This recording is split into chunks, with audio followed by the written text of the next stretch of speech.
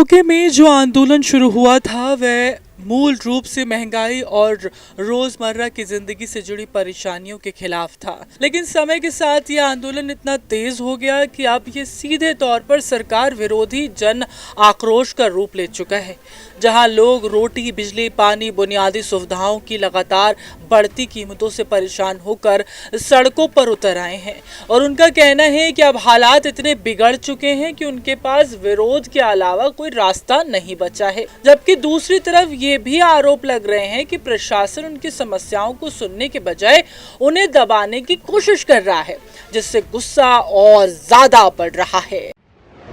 महंगाई से आम जनता बेहद परेशान, रोजमर्रा की जरूरतों पे भारी संकट, सड़कों पर लगातार बढ़ता जन विरोध, बिजली पानी की भारी किल्लत, सरकार के खिलाफ गुस्सा तेज हुआ, पीओके में हालात तेजी से बिगड़े। इस बीच ज्वाइंट आवामी एक्शन कमेटी की ओर से ये दावा सामने आया है कि सुरक्षा बलों की कार्रवाई में अब तक 27 लोगों की मौत हो चुकी है और करीब 100 से ज्यादा लोग लापता बताए जा रहे हैं। जबकि स्थानीय संगठनों का ये भी आरोप है कि बड़ी संख्या में लोगों को हिरासत में लिया गया है और उन्हीं घटनाओं के बाद पूरे क्षेत्र में तनाव तेजी से फैल गया है, जिससे हालात और ज्यादा संवेदनशील बन गए हैं और हर दिन स्थिति बिगड़ने की आशंका बनी हुई है। सुरक्षा बलों की कार्रवाई पर सवाल, 27 लोगों की मौत का दावा, 100 से अधिक लोग बताए लापता, बड़ी संख्या में गिरफ्तारी के आरोप,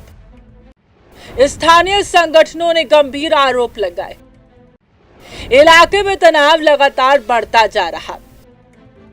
पाकिस्तान जो खुद को अंतर्राष्ट्रीय मंचों पर लोकतंत्र और मानवाधिकारों का रक्षक बताता है, वही आज अपने नियंत्रण वाले क्षेत्र में उठते विरोध की आग में घिरता दिखाई दे रहा है। जहां महंगाई और प्रशासनिक विफलता ने लोगों के सब्र को तोड़ दिया है और आर्थिक संकट से जूझ रहा ये देश अब एक ऐसे राजनीतिक दबाव में फंसता नजर आ रहा है जो उसकी आंतरिक स्थिरता को लगातार कमजोर कर रहा है। मानवाधिकार संगठनों और स्थानीय समूहों ने भी पीओके में हालात पर गंभीर चिंता जताई है और आरोप लगाया है कि विरोध करने वालों के खिलाफ कार्रवाई लगातार तेज की जा रही है, जिसमें हिरासत, छापेमारी, दबाव की घटनाएं शामिल हैं। और इन सब का असर पाकिस्तान की अंतर्राष्ट्रीय छवि पर भी साफ तौर पर दिख रहा है, क्योंकि दुनिया भर में इन घटनाओं को लेकर सवाल उठने लगे हैं। मानवाधिकार संगठनों की गंभीर चिंता, विरोध पर कार्रवाई के आरोप बढ़े, हिरासत और छापेमारी की घटनाएं तेज, स्थानीय समूहों ने उठाए सवाल,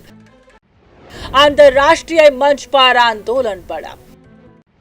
पाकिस्तान की छवि पर असर साफ। पीओके में बढ़ता ये जन आक्रोश अब सिर्फ स्थानीय आंदोलन नहीं रह गया है, बल्कि यह एक बड़े राजनीतिक संकट का संकेत बन चुका है, जहां आर्थिक समस्याएं, प्रशासनिक असंतोष और जनता का गुस्सा मिलकर एक ऐसे हालात पैदा कर रहा है जो पाकिस्तान की नीति और नेतृत्व दोनों के लिए गंभीर चुनौती बनते जा रहे हैं। और अब सबसे बड़ा सवाल यही है, क्या सरकार संवाद का रास्ता अपनाएगी या फिर हालात को और सख्ती से संभालने की कोशिश करेगी?